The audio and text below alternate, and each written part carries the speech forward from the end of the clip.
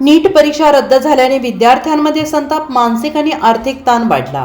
नीट परीक्षेतील पेपर फुटी प्रकरणामुळे परीक्षा रद्द करून पुन्हा घेण्याचा निर्णय झाल्याने विद्यार्थ्यांमध्ये तीव्र नाराजीचे वातावरण निर्माण झाले। सुरुवातीला हे प्रकरण राजस्थानातील शेखावटी परिसरापुरते मर्यादित असल्याचे सांगितले जात होते, मात्र चौकशीचा विस्तार होत गेल्यानंतर प्रकरणाचे गांभीर्य वाढले। अखेर परीक्षा रद्द करण्याचा निर्णय घेण्यात आला।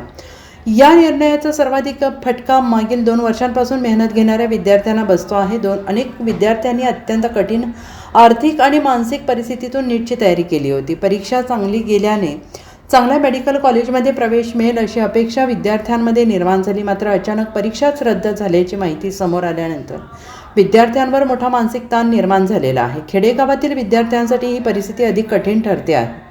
पुन्हा शहरात जाऊन राहणे, हॉस्टेलचा खर्च करणे, क्लासेस किंवा टेस्ट सिरीज जॉईन करणे यासाठी अतिरिक्त आर्थिक भार सहन करावा लागणार आहे। यामुळे विद्यार्थ्यांसह पालकांमध्ये चिंता वाढलेली आहे। Bureau report, SPN Marathi, Latur.